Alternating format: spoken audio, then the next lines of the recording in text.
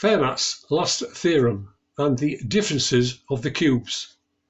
My motto: plain honesty, simple truth, easy understanding, the joy of finding things out for yourself. The Fermat equation, as we all know, can be given in either of the three following ways. Z to the n equals y to the n plus x to the n, and as two difference equations, y to the n equals z to the n minus x to the n, and x to the n equals z to the n minus y to the n. And by the difference of two squares, every z, y or x raised to a power n above the second is the difference of two squares, i.e. z to the n equals y squared minus x squared. So why a university professor of mathematics, who will remain anonymous, should say, sorry, but the equation x to the n equals z squared minus y squared has nothing to do with Fermat's last theorem and is of no interest, since every odd number or multiple of 4 is the differences of two squares, is beyond me, particularly as Pierre de Fermat made his comment in Diophantus's Arithmetica under Proposition 8 to divide a given square number into two squares. Perhaps no one has told him yet of that. For the record, the sum or difference of any two integers raised to a power n above the second can be given as a triple, but only by obtaining the nth root of the answer, which will then no longer be an integer, and therefore not a solution of Fermat's last theorem.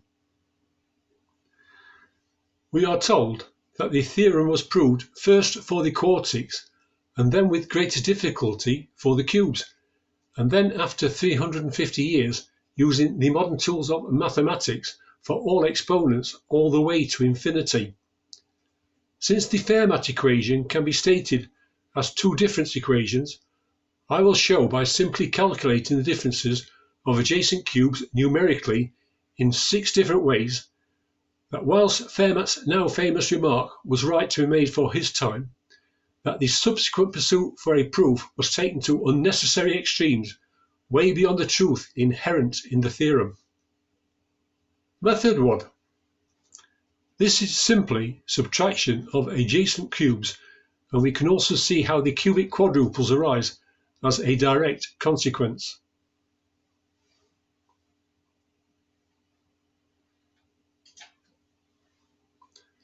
Method 2 and Method 3. The two numerical solutions result from the binomial number equations, which are a direct consequence of the binomial expansion of a plus b to the power n. Note the odd numbers in blue are the differences of the squares. Also, all the products 9 times 19, 10 times 19, etc. are all triangular numbers.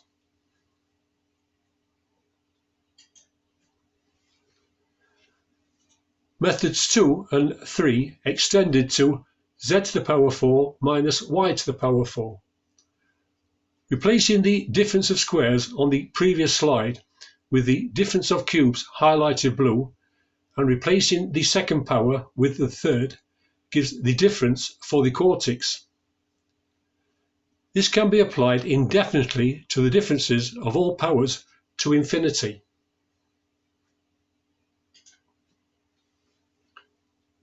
Methods 2 and 3 were given in an October 2018 upload regarding the quarter cubes rule.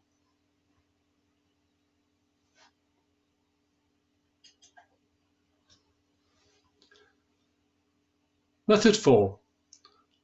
I only stumbled on this mid-August 2020, hence this video. Its simplicity is, to say the least, astounding.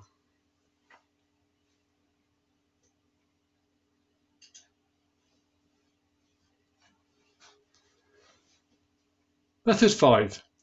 Based on the simple fact that the difference of adjacent cubes minus 1 all divide by 6 to give a triangular number.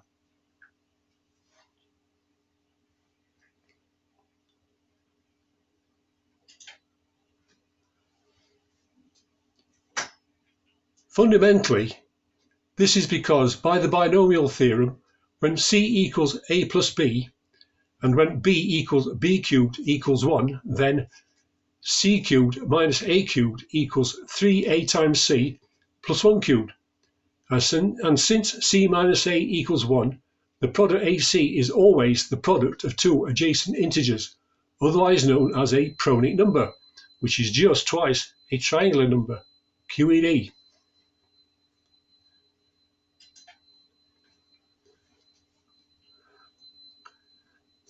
Method 6.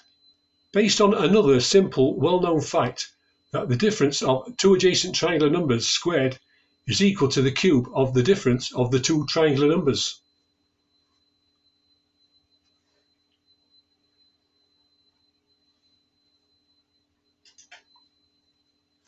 The same result is also obtained as a direct consequence of the binary partition of a square integer.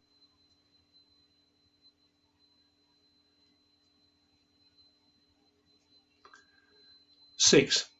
This shows 54 cubed as the sum of 13 cubic terms without repetition. As the example shows, whilst no integer cubed is the sum or difference of two other integer cubes, they are far from being a totally disassociated group of numbers, and infinitely many such groupings abound. To conclude, in integers, z times z squared equals y times y squared plus x times x squared, which is a cubic Fermat triple, is not possible as it contravenes the distributive law of multiplication, since it is only possible to multiply all terms of a Pythagorean triple by a single square integer and still maintain a square triple. If the Pythagorean triple tells us anything, it is just that.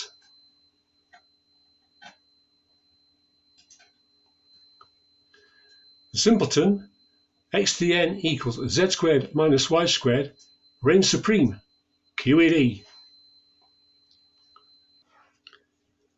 Having just completed the video, I decided to check the online encyclopedia of integer sequences, only to find that what I thought were adjacent cubic differences are in fact centered hexagonal numbers, determined by my method 5, which is actually crystal ball sequencing for hexagonal numbers. Well, who'd have thought it?